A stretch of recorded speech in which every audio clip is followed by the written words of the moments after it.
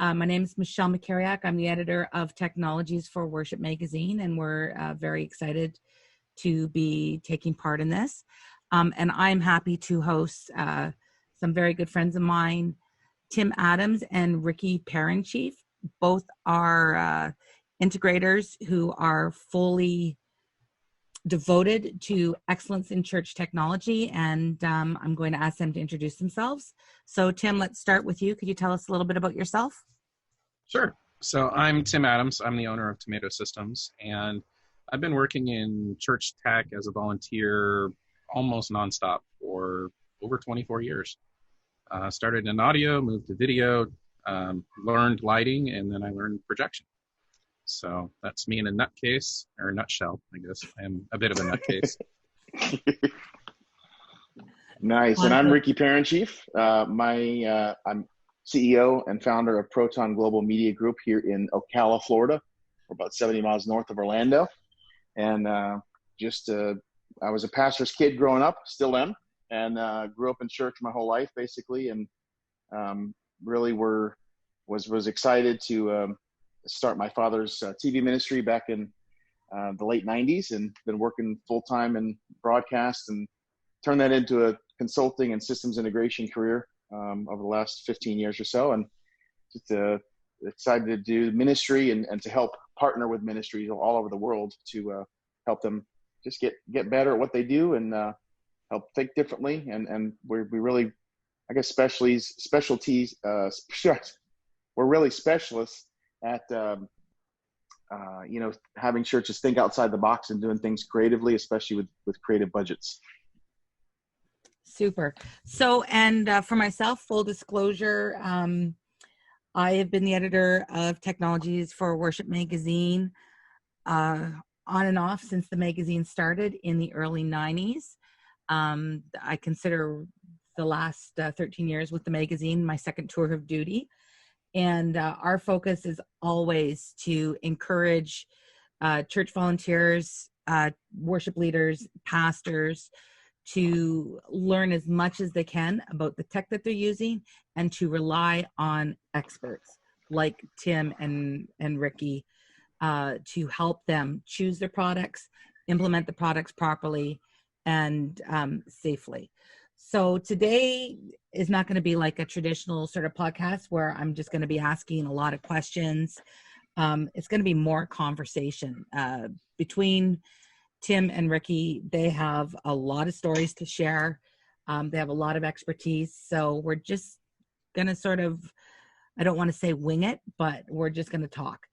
And I think maybe we should start with why it is really important for churches to work with integrators, because it's not as expensive as you think it's going to be, and it probably will save you money in the long run if you do. So maybe since Tim introduced himself first, we'll start with Ricky this time, and maybe Ricky can throw in the first ball and Tim can pick it up. Sure, be glad to. So I would say that 23 years ago or so, 24 years ago, when I first started looking at television ministry for our church, we ended up calling a lot of our friends around the country and asked them, hey, what integrator did you use? What equipment do you have? Who would you recommend? And it was sad because a lot of people who, every church has a story, and a lot of times we get this quite a bit, and I'm sure Tim can confirm this as well. You get churches who say, well, we're thinking about going with the integrator, but we also have, a friend of our worship pastor is a guy who knows a lady who taught a guy who trained a person who did this. And they always have these things. So they sometimes go a different route. And that route a lot of times is the harder route, and it's the more agonizing route, because it is a route full of unknowns and a lot of times amateur type approaches. And turning to somebody who does it full time, who knows the church, how churches work, in and out, I think is something that's really set us apart, to where we want to build the trust. We want to understand the intricacies of each and every client. We're not in this for doing cookie cutter designs. I don't think there's a one size fits all approach to integrating a church. But, in doing that, we also have to work within budgets. And my background at our church is not only doing the technological side, but also there's several points after the economic downturn of 2008 where I had to step in and be business manager at our church. So I was, almost fighting against myself, because worship and technology is usually the two main, spending and cash cows of a church. And, to try and balance those things is difficult, but, you can make it through. You can be smart with budgets. You can, there's certain things you can start with. And I think having a plan, having a phase plan, and dealing with somebody who's professional, knows what they're doing is the best thing to help save money and to be better stewards of God's money. Oh, I completely agree. Absolutely. And, Michelle, if I can, I'll just pick up that ball. Mm-hmm. They call us integrators for a reason, and that's because we understand how an audio system needs to integrate with a video system, how a video system needs to integrate with a projection system, and how lighting plays a role. And the other issue that I've particularly run into quite a bit with the churches that I've worked with is that many churches focus on meeting the immediate need, and they don't have a long-term vision that they're thinking about, that they're using to strategize their equipment purchases today. And, I think that's where people like Ricky and I kind of set ourselves apart in terms of, well, we know somebody that knows how to deal with computers. Well, that's great, but that doesn't automatically translate into knowing all the ins and outs of frame rates and what's the difference between foot candle readings and lux and, foot Lamberts. What the heck is that? So being able to not only find somebody that knows all that, but has the focus on developing a long-term relationship so that you don't have to go out as a church and find the answers when you need them. You can just call somebody like me or Ricky and say, hey, we're thinking about this. What are your thoughts? What are you seeing in terms of what other churches are doing and that kind of thing. So it's great to know people that know people that know people, or it's great to know somebody that knows, that's a specialist in this one area. But the advantage of having a developed relationship or reaching out to an integrator to develop a relationship is that they're more of a generalist in that they know a whole lot about a whole lot. They understand this idea of convergence and how all the different tech systems that we have, audio, video, lighting, projection, they're all converging to utilize IT backbones and stuff like that. So if you don't have that skill set or that knowledge base, it doesn't cost anything to have a relationship with an integrator. And that's what a lot of churches don't understand. Mm-hmm. They think, oh, well, it's a professional and that automatically means dollar signs. And the truth is that we will help you make better long-term equipment purchases that meet your needs now and that you can build on in the future, so that you're not buying, a larger switcher because you didn't think that you were going to add 2 more cameras down the road, a larger audio mixer because you didn't account for 5 years down the road, you needed another 8 channels. So we can actually help you save money in the long run by focusing on long-term value versus lowest price. And that makes so much sense to me. I talk to churches a fair amount, probably not as much as you guys, but I talk to a lot of churches, and oftentimes when we get talking about the tech they're using, when they're willing to share this information, they'll tell me they're on their 3rd audio system, or they're on their 3rd camera, or, whatever it is. And when we first started the magazine, that was sort of a joke, was that most churches will buy 3 audio systems before they find the one that they want, right? So the first one will be the one that they do without the integrator. And then the second one will be the one that they do as the patch-up job until they can put the budget together to get the one they really want that the integrators recommended. And when I came back to the magazine again 13 years ago, that I was still hearing that, and it blew my mind that for the decade that I wasn't editing the magazine, that hadn't changed. Is that what you guys are seeing when you're working with churches, that especially churches where they've done or they've tried to do it on their own? Do you see that sort of pattern play out? I agree. I mean, that's really, I'm going to a church tomorrow, and I've been consulting for the last 3 months or so, and they're a large church, and they don't have a plan. And I think the biggest thing is there are personnel changes that happen, and that's just life. You got tech directors who move on, you have worship pastors who move on. I mean, those positions in a church is the averages are just a couple years. And a lot of times we have to make sure the system can translate and can go beyond just a single person or a single personality. Our goal is to make sure that something is there and is integrated and is as good as they can. I think excellence, like we talk about it being, the best thing you can do right now. And that's excellence. And everybody has their own approach. And, of course, we hope churches, upgrade and stay with the times. And Tim will tell you that technology changes so fast, especially in church technology. Oh, my gosh. I mean, you got things, right now I know the latest, I've getting a lot of calls the last couple months on, ProPresenter 7 and things, and how do we integrate, and what hardware do we use, and do we need an eGPU, and all these things, and trying to because they see this thing online or see a banner post or see an email, and they're like, oh, I want to do that, but I don't know how.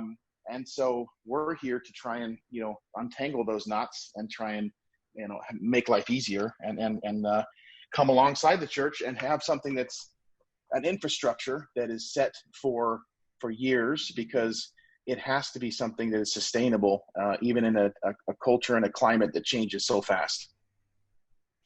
Yeah, well, and just to kind of dovetail on that, Ricky, I think it's important that we talk about one of the hidden advantages of working with an integrator is we can actually decipher product marketing. Mm-hmm. And what I mean by that is there's a lot of marketing that churches are inundated with, especially tech directors and volunteers, worship leaders and pastors that are, more connected into the tech world. There's a lot of, I'm not going to call it lies, but there's a lot of potential misdirection, misunderstanding, and confusion about mm-hmm. what particular products can actually do and what they can't do. Marketing will never tell you what a product cannot do. I remember a friend of mine had gotten roped in by some marketing. Manufacturer will remain nameless, but it was advertised as a multi-definition video switcher. And so he needed it in the standard definition capability. And when he received the product, it did not function in SD. He called the manufacturer and they said, oh, well, that functionality, doesn't work right now. And it's like, why would you release and market it as a multi-definition product if half the capability is not functional?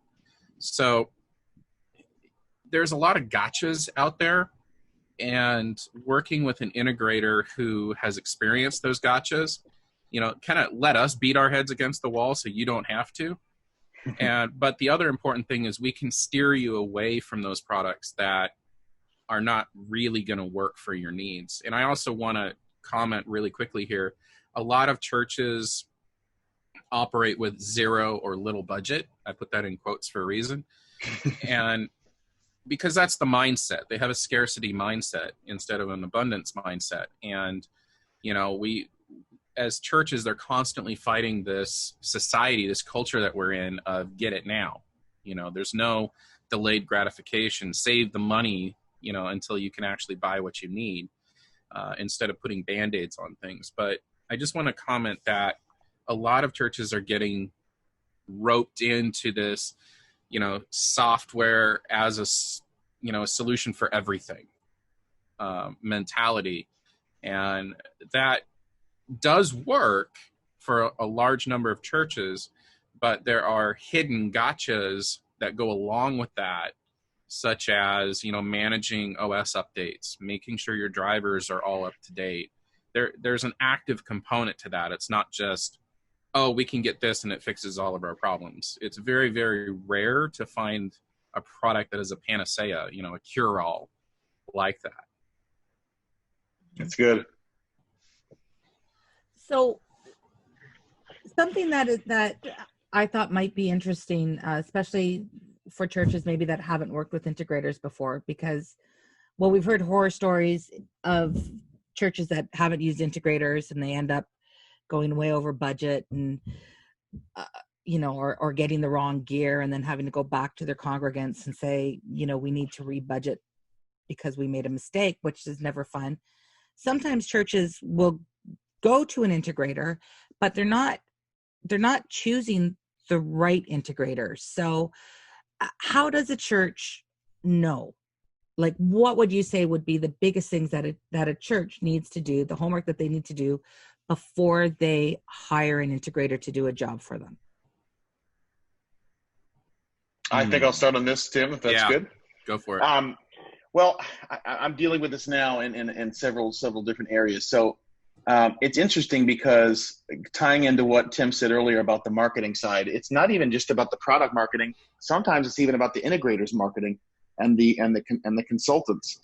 A lot of these AVL guys will say on their resume, "Hey, we did this church, we did this church, we did this church," and they show pictures of it, and a potential client, another church will look at it and say, "Well, hey, they did them, then boy, they must be really good," and not doing the research enough to call or ask for different leads and say, "Hey, how was this? Was there were you happy with their job?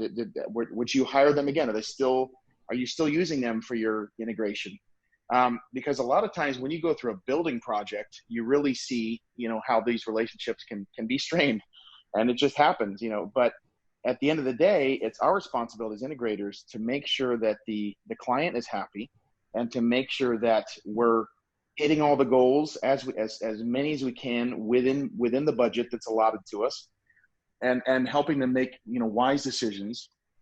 But I want to make sure that as our company and what we do moving forward is showing value in what we do to the client. That way, at the end of the day, they can look back and say, "Man, we got through this building project. It was challenging. There were some disagreements. There were some things we learned."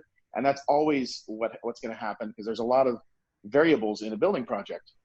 But going through that together and then coming out the other side is where you really find out, what you're made of. And I think if you were to call 99.9% of our clients, you would find out that is exactly the heart that we've had and the stance that we've taken, and we've gotten through it.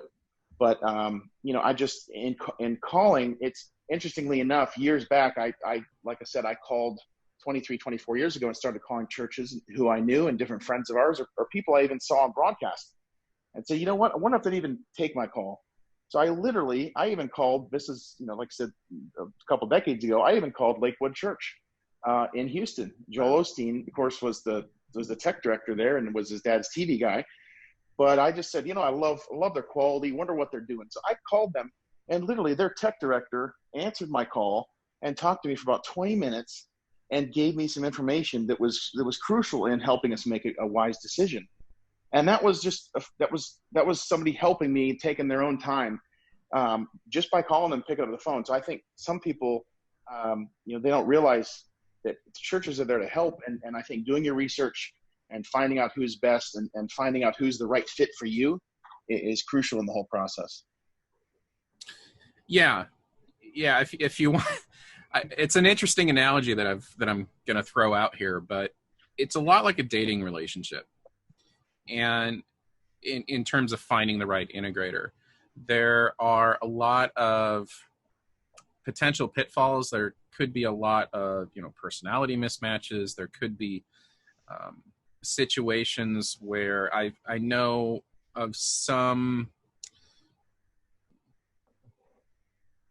businesses that consult, we'll just leave it there, that have a tendency to sell churches just what they have in inventory, which just because it can work doesn't mean it's the right solution. You know, I remember coming across a very small church here in the Northwest that had contacted a consultant, and they had gotten sold what was in the warehouse, and they had put in a lighting system that ran on ArtNet, you know, for something that was like 10 lights. I mean, wow. There's a point where over-engineering becomes ludicrous, because and that's one of the dangers that you're going to run into, or that you can run into, when you don't do your research. You don't find out what other people's experiences have been with this particular consultant or integrator. And there are other integrators who are trying to cross over from the corporate side. And so they're focused on, you know, control systems and that kind of thing. I had a church here in the area that had a whole bunch of Extron gear to control their projection system. Does it work? Yes. Is it necessary? Is it the best way to do it? Well, that's not a yes or no question. It depends. It depends on the unique needs of that church. It depends on what capabilities they need to have. In this particular case, it was an over-engineered and unnecessarily complex system that kind of required an ongoing support contract, if you will, that because that's, I don't want to say that's how that kind of gear is designed, but it tends to be a little more hands-on than, you know, other systems that I feel are a little more adequate or better fit for churches. And integrators, it's kind of like photographers back in the mid 2000s, right? Anybody with a DSLR could call themselves a professional photographer.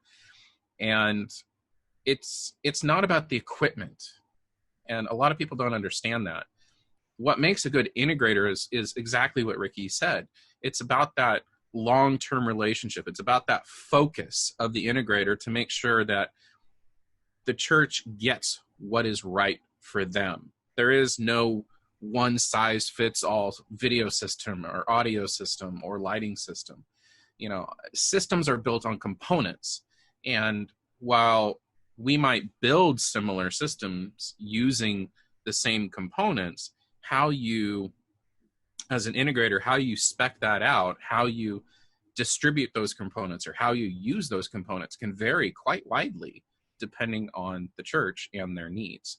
And a good integrator should be able to not only meet your current needs, but ask you questions that will help you think about the future.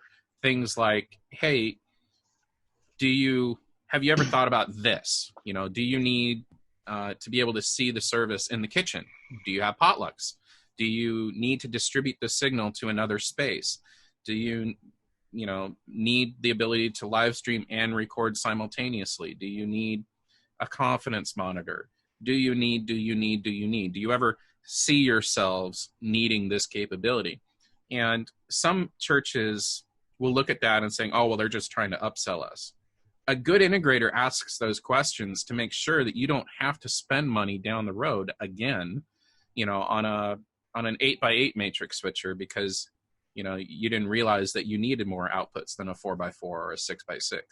Or maybe a matrix isn't the right way to go. Maybe a scaler is what you need. Do you need fade through black on your scaler?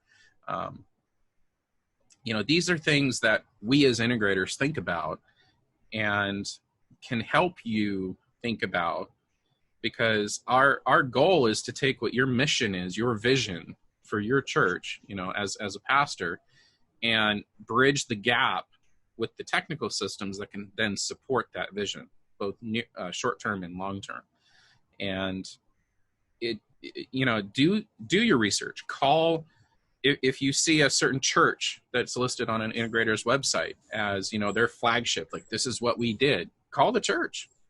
You know, it's not going to take you that long, maybe 3 or 4 phone calls before you start to get an idea of, yeah, these guys are legit, Mm-hmm. and definitely ask the questions regarding long-term support, because there's a lot of what we call trunk slammers in the industry that they'll have gear in their trunk, they'll go and sell it to a church, and then I've run into this half a dozen times at least. I'll talk to a church and they're really hesitant and wary about working with another integrator, because the last time that happened, they got the stuff installed and then they never heard from the place again, and they couldn't even reach them after the fact when they needed them. And so I'm sure Ricky will back me up on this, but people like that, I've got a real problem with, because Mm-hmm. it makes it harder for those of us who have integrity and those of us who are focused on that long-term relationship to work with churches, because they give us a bad name. Mm-hmm. Yeah, it's very true. I think too that there's been some times where even I was at a church earlier in the year where they were given this speaker system, and the guy just wanted a tax write-off. So he was a business. It was like some sort of DJ or something. It was closing up his shop, and but they asked me, said, well, so what do you think? We could put these up? I'm like, no, these are your speakers you have flown are much better than these speakers. And we talked about upgrading or doing some more. So this isn't an upgrade. This is nice. It was free, but free's not always the best thing as well. And then the other thing I want to kind of get into is even in this post-COVID world here, where we're kind of dealing and navigating through all this. Live streaming services has been one of the big topics that I've gotten calls on the last 3-4 months. Mm-hmm. I think some churches were prepared, and others were either ill prepared or not prepared at all. And you got that reactionary thing. I think even in looking at stock levels and looking at sales sheets and things, and looking at what happened, is to see all these cameras, no matter what it is, and cameras are hard to get right now, just because people started like, well, all right, they don't have that in stock, let me try another one. And they went through, sometimes 9, 10, 12 cameras before they got down to, well, hey, this is in stock, let's just order this one. And I think I've seen this trend the last few years of, just because Facebook Live is there and it's free doesn't necessarily mean it's a good option to live stream your services. Because like Tim said, it's not just about the gear you use. It's also about some of the methods behind it. And I come from a broadcast background. I've won a couple Emmy Awards in editing and directing. And that was my previous life. I worked with some great clients over the last 20, 23, 24 years. But in that respect, there are certain things I bring to the table just because broadcast is one of our strengths. That you have to, there's certain things like when we teach directing, when we teach, camera operators, and we go through systems and workflows, we're coming from an approach of this is if you're on television. If I'm teaching them right now today as if they're broadcasting on television 20 something years ago, because this is the new medium. Facebook Live, YouTube, streaming to your own website, streaming to your app. These are things that I remember going to NAB, I think it was about 23, 24 years ago. It was my first time I went. And I remember going and hearing them talk about, well, in the future is going to be not just an animal channel. There's not going to be even just a dog channel. There will be a golden retriever channel. It'll be specific content. But nobody knew what that looked like. And that was in the television days. And nobody knew about the internet taking over and having this whole thing merge. And now think about the stuff you have access to at your home, Netflix and Hulu and Amazon and all those things, and Disney Plus. This content that's able to be readily available, even these feature films now during COVID being released and charging a higher price to be able to bring it home to the family. So there's things changing. And I think a big part of what Tim and I's job is to keep on the cutting edge and always be learning. We're always learning, not just in the reading magazines or going to trade shows or talking with our reps and testing and demoing gear that we're sent, but also we're learning from our clients as well, because we're learning a lot of times, interestingly enough, being a pastor's kid, sometimes it's, oh, you're a PK. Oh, PKs are usually the worst. they're usually the most rebellious kids. Well, and that is true. I won't argue with those things. But my sister and I really strive to be, let's look at this instead of, okay, mom and dad are always gone, or they're always meeting with people or counseling or whatever. Let's look at it as we are privileged to have a front row seat into ministry. And we're able to see the choices people make and the things they have to live with and the consequences of those choices. And I think that's kind of the same thing we do even in the technological side. We look at mistakes churches have made.